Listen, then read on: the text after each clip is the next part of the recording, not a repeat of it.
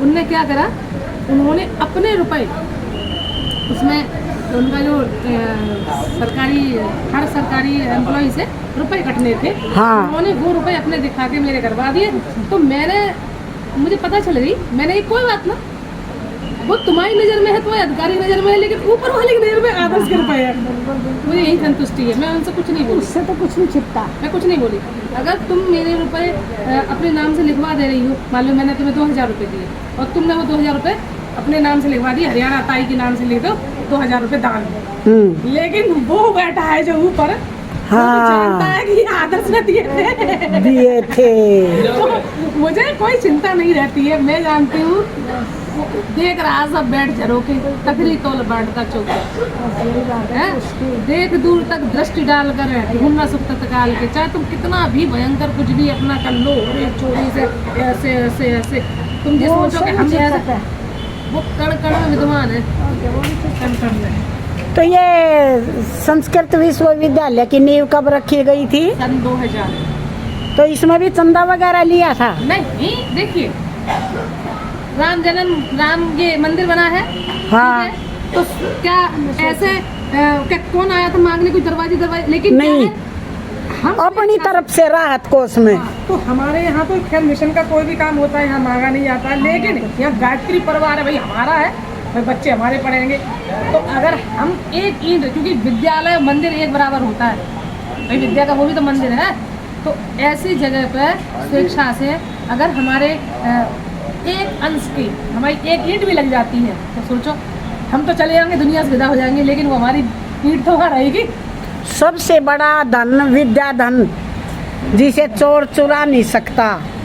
नहीं, वो विद्या धन है, वो तो हमारा तो ज्ञान है। विद्यालय में पढ़ेंगे तभी तो विद्या धन मिलेगा। तो ये कहते हैं विद्या का मंदिर है, सबसे ज्यादा सबसे अच्छी जगह होती है विद्या मंदिर है, जगह जगह भी देवालय होते हैं। तो मेरा ये शुरू से रहा कि जहाँ कहीं शुभ काम हो वहाँ अपने धन को जरूर व्यय करें, और लोग क्या करते हैं, यही कंजूसी कर जाते हैं। यहाँ दिल खोल के करो, जहाँ कंजूसी करनी है, चाट पड़ो के जब चाट खाने जा रहे हैं रेस्टोरेंट, वहाँ कंजूसी कर दो, लेकिन जहाँ हम दान पुण्य की बात है, धर्म कर्म की बात है, वहाँ अपना दिल खोल दो, पर्स खोल दो, देखो क्या मांगता नहीं, कोई कुछ लाना रुपए। कई बार मैंने ये देखा है सब कुछ फ्री है कि होटल में, बड़े होटल में तो जितने मांगे उतने दे दिया, रेडी वाले से चिक चिक करते हैं, छोटे दुकानदार से, छोटे होटल वाले से। वो इसलिए करते हैं क्योंकि जो वो उनको छोटा समझ रहा है, वो तो बेचारा कुछ कह नहीं पाएगा। और अभी 5 स्टार होटलों में जाओ ना, वहाँ पे तुमको अच्छा आ गए गरीब, अगर तुम इतने गरीब हो तो यहाँ क्यों आए, तो उनकी इंसल्ट ना हो जाए, इसलिए बड़े दिल पे पत्थर रख के और टिप भी दे के आते हैं, दिखावा। और टिप भी अब आजकल तो कोई थोड़ी, लेकिन उस गरीब को जो दुगना चौगुना सस्ता दे रहा है, उसको उसमें भी कहेंगे अरे भाई नहीं इतने का लगा, अरे भाई इतने का लगा।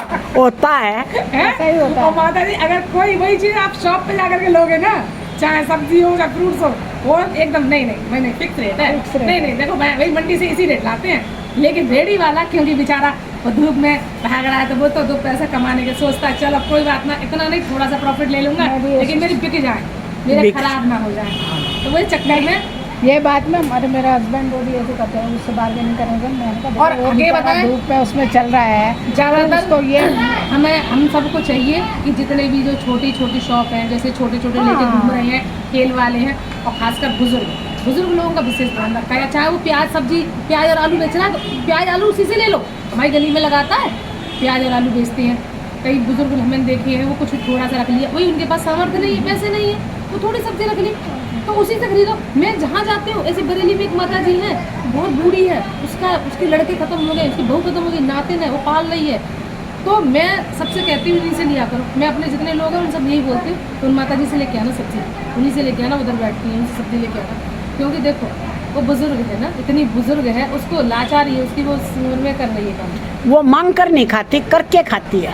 यही तो प्रेरणा स्रोत है ऐसे लोगों को। तो वीडियो बना के हम सोशल मीडिया में, हमने ट्रेनों में देखा है, अच्छे भले हैं, और ऐसे हाथ वो तो देना भी नहीं, लोग निकाल के उनको दे देते हैं, और वहाँ लड़ते हैं 2 रुपये के लिए, है ना, इतनी महंगी कहाँ है, इतने मटर ये रेट का चल रही है, टमाटर ये रेट, बड़ी बूढ़ी से लड़ते हैं, और वहाँ तुम 10 रुपये 20 रुपये तुरंत खट से निकाल के देते हो। शर्म, इतनी तुम्हारी विवेक बुद्धि नष्ट हो गई है क्या?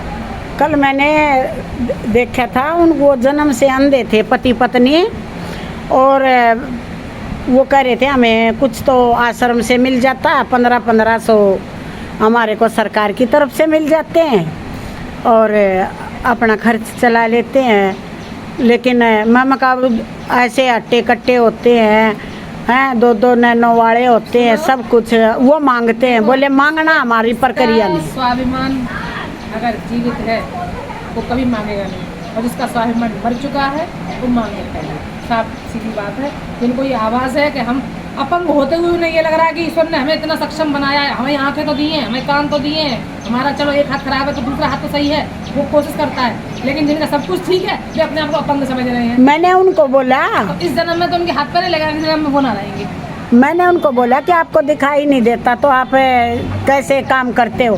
बोले फिर काम तो हम हाथ से करते हैं, दिखाई आँख से नहीं देता तो क्या? भगवान एक लेता है तो 4 देता है। सब यही है। वो बोलते हैं आत्मा परमात्मा।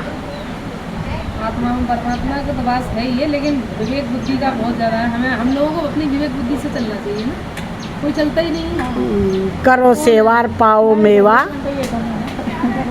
भूल होना पर करती है, मान लेना संस्कृति है